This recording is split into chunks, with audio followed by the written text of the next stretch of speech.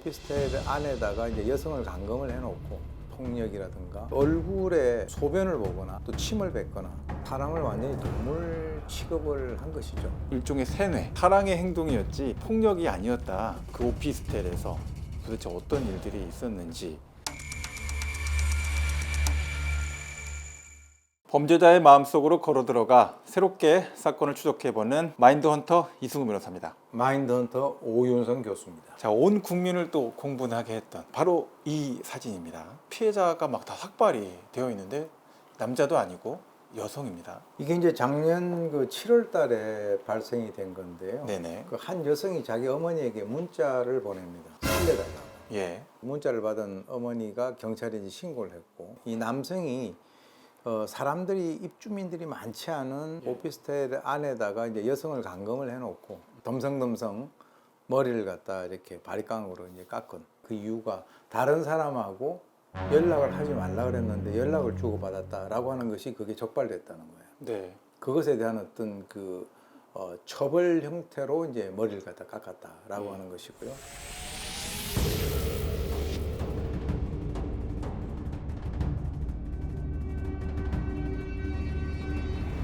4박 5일이라는 그 긴 시간 동안 그날 그 오피스텔에서 도대체 어떤 일들이 있었는지.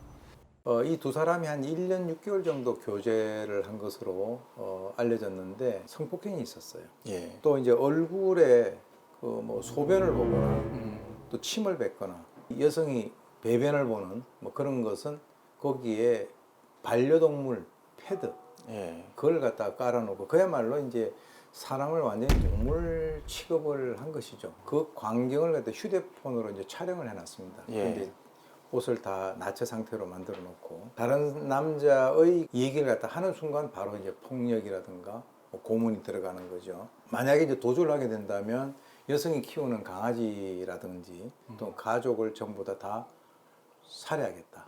이런 식으로 이제 위협을 해서 전혀 이제 이 여성이 이제 그 저항을 할 수 없는 그런 상태로 만들어 놓고 지금 얘기 나오는 것이 여자친구 휴대폰에 위치 추적 앱을 5개를 달아놨다. 예. 다른 친구들 말 일체 믿지 마라. 나만 믿어라. 그렇게 해서 이제 주위 사람들하고의 어떤 접촉이라든가 이런 것을 차단시킴으로써 철저하게 그 피해자를 고립시킵니다. 독특한 얘기를 합니다. 내가 이렇게 너한테 하는 것은 내가 너의 첫 남자친구고 내가 너를 정말 사랑하기 때문에 이런 행동을 한다. 다른 사람은 잘 안 만나줄 거다. 나 정도 되니까 너 만나주는 거야. 이런 식으로 이제 얘기를 하는 거죠. 저 이제 갑자기 궁금해지는데 네. 그 남자는 내가 너를 너무 사랑하기 때문에 이렇게 행동하는 것이다라고 말할 때 진심이었을까요? 우리가 이제 카사노바가 상당히 바람둥이로 알려져 있습니다. 네네. 근데 이제 이 카사노바가 수많은 여성들을 사귀었지만 적어도 그 여성을 사귈 때 그 순간을 미분을 해보면은 그거는 자기는 진심이었다. 뭐 이런 얘기를 하는 거거든요. 궤변이긴 하지만. 갑자기 그 말씀하시니까 그 성범죄 사건의 변호 전략 중에 하나가 미분을 해보면 그 순간에 내가 너를 사랑해서 그런 행동을 한 거다. 뭐 그런 식으로. 이런 표현의 사랑의 행동이었지 네. 이게 폭력이 아니었다. 우리가 이제 통상 그 사기범죄 같은 경우를 예를 들어 보면 남을 속이기 위해서는 우선 자기부터 속여야 돼요. 그렇죠. 믿지 못하는 건 남을 속일 수 없습니다. 그렇습니다. 네. 자기가 스스로 확신을 갖지 않고 있는 그 상황에서는 뭔가 말을 더듬거리거나 네네. 얼굴이 붉어지거나 그러니까 이제 이런 경우도 내가 이렇게 하는 것은 정말 너를 사랑하기 때문이다라고 하는 그 이유를 수시로 이제 대면서 자기 행동을 합리화하는 거죠. 그 표정과 행동과 말투를 봐서는 그 사람의 어떤 진정성을 도저히 인간으로서는 의심할 수 없는 상태가 돼버리는 거군요. 적어도 피해자한테는 그렇죠. 그 여성은 아마 아주 극단적인 상태가 되기 이전까지는 상대가 나를 너무 사랑하기 때문에 저런 행동을 하고 있다라고 일정 기간은 아마 믿지 않았을까. 자, 이제 그렇게 말씀을 하는 단어가 요새 최근에 이제 사회를 아주 관통하고 있는 단어, 가스라이팅이라는 이라는 단어하고 또 연결이 좀 되거든요. 예. 가스라이팅이라고 하는 것이 좀 쓰여진 게 최근 뭐 한 10여 년 정도요. 그렇습니다. 예. 그 이전에는 브레인와시라든가 예. 뭐 세뇌를 시킨다든가 하는 예. 그런 것인데 일반적이고 객관적인 판단을 그 피해자 스스로가 할 수 없도록끔 여건을 조성하는 것이 아주 핵심이라고 봅니다. 예. 그 사람을 고립을 시키고 또 자기만을 바라볼 수 있도록 의존성을 강화시키는 것이 핵심이거든요. 또 이제 우리가 통상 세상을 살아가는 데 있어서 다른 사람들과의 교류를 통해서 내가 생각하고 행동하는 것이 적확한 그런 그 판단인지에 대해서 소통을 통해서 확인을 할 수 있다는 거죠. 근데 그런 어드바이스를 받을 수 있는 여건 자체를 차단시켜 버리는 거죠. 이런 사건들이 실제로 경찰에 신고가 되지 않는다라고 하면은 이렇게 넘어가는 그런 사건들도 적지 않을 거라고 저는 봅니다. 말씀하신 게 진짜 맞을 수가 있는 게요. 실제 사람이 이제 범죄로 심각한 피해를 당하잖아요. 그리고 그게 신체적인 피해로 공포를 유발할 수 있는 행동이 되면 스스로 포기해 버릴 수도 있어요. 어머니한테 문자를 보내지 않았다면 그대로 묻혀버렸을 가능성도 저는 있다고 생각을 합니다. 네. 이런 심리 지배나 심리적인 우위 상태를 악용하는 네. 또는 적극적으로 범죄의 어떤 수단으로 쓰는 이런 가해자의 특성은 어떤 것들이 있을까요? 주로 우리가 이제 그 나르시시스트라고 얘기를 하죠. 자기애성 성격이라고 하는 것은 늘 어떤 그 화제라든가 사건의 중심에는 본인이 있어야 되는 거예요. 이 세상의 중심이 나로부터 시작이 되기 때문에 다른 사람들이 어떻게 되든 간에 그건 상관하지 않는다는 거죠. 그 여자친구라고 하는 그 타이틀 속에서 실제로 보면은 자기 반려동물보다도 훨씬 못하게 대우를 하고 있잖아요. 그렇죠. 그 과정에서는 자기 우월감을 느낀다는 거죠.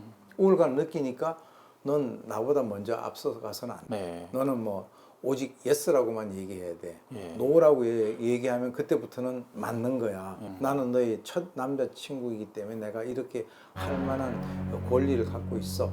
이런 등등의 논리를 자기 스스로 개발하는 거. 그게 이제 나르시시스트의 아주 그 대표적인 그런 그 특성들이라고 볼 수 있죠. 상대방의 어떤 심리적 지배, 일종의 세뇌 이런 거에 노출된 사람의 특징은 어떤 것들로 좀 볼 수 있을까요? 통상 뭐 이런 피해를 당하는 분들을 보게 된다면 일단 자존감이 낮아요. 또 다른 얘기로는 남에게 의존을 많이 하는 거예요. 그 사람이 뭐라고 얘기하면은 그쪽으로 또 쏠리고 네네. 이런 게 있고요. 노라고 얘기를 갖다가 하기가 어려운 마음이 약한 사람들. 네네. 이 교수님 말씀을 듣다 보니까 이렇게 나도 가스라이팅 당하면 어떡하지 생각이 굉장히 들거든요. 왜냐하면 누군가 부탁을 하거나 이렇게 얘기를 했을 때 거절 못하고 맡았다가 후회하는 날들도 많고 막 이래서 저도 뭐 그렇게 따진다면은 거절 잘 못합니다. 예. 전반적인 자기의 그 생활의 스텝이 꼬여지는 상황까지 가면 문제가 되겠지만 그렇지 않고 자기의 어떤 할 수 있는 그 폭 내에서 그렇게 하는 것은 뭐 저 나름대로의 기준은 이제 자기 안전, 나의 안전을 침해하는 요구 그런 이런 것은 거를, 안 들어주지도 안 들어주죠. 예. 안 돼요. 이렇게 얘기하는데 네네.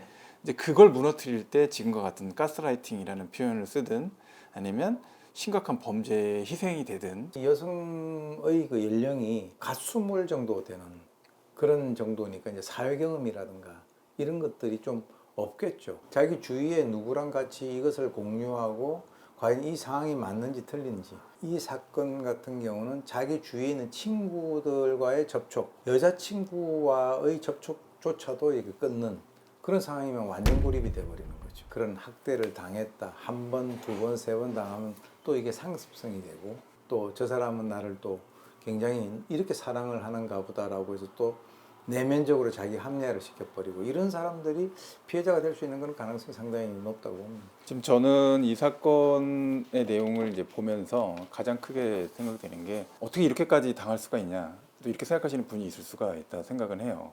근데 실제 그 개인이 젊은 나이에 신뢰관계를 굉장히 소중하게 생각하시는 분일수록 그 신뢰의 바탕을 한 폭력에 굉장히 취약할 수가 있고 한번 그렇게 취약한 그런 폭력 구조 안에 서사에 편입이 돼버리면 벗어나기가 상당히 어렵다. 가해자인 김 씨가 저지른 범죄가 중범죄가 정말 많거든요. 예, 굉장히 많아요. 네네. 감금죄, 강간죄, 불법 촬영죄, 특수협박죄, 강요죄, 폭행죄. 좀 걱정이 되는 것은 어떤 복수심이라든가 이런 것들로 인해서 나중에 이제 석방이 된다 하더라도 그 피해자를 다시 또 찾아간다든지 뭐 보복 범죄를 한다든가 2차 가해를 한다든가 하는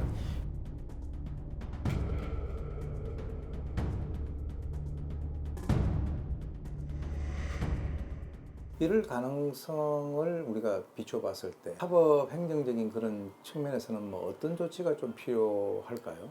실제 이제 헤어지기 전 단계에서 발생됐었던 행위로 전 보이거든요. 스토킹 처벌법의 문제의 범주 안에 들어갈 수 있을지 여부를 한번 검토해 볼 필요는 있다 생각이 듭니다. 전자장치 부착 명령 관련된 문제도 한번 법리적인 검토가 필요할 거라 보이는데 쉽지는 않을 것 같다 생각은 듭니다.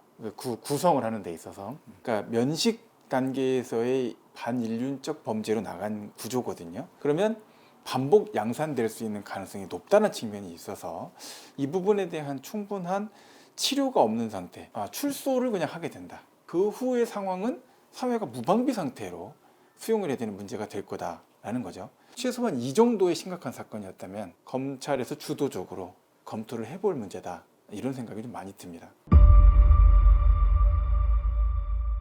사실 이런 사건들은 비일비재합니다. 이번 사건을 우리가 한번 다뤄본 것은 이와 유사한 그 사건과에 있어서의 그 비교라든가 이런 것을 통해서 뭔가 해결할 수 있는 그런 그 방안을 도출하는 데 있어서 많은 도움이 됐다라고 생각이 듭니다. 마인드 헌터, 오늘은 여기까지입니다. 더 알고 싶은 범죄나 사건이 있으시다고 한다면 아래의 댓글로 남겨주시기 바랍니다.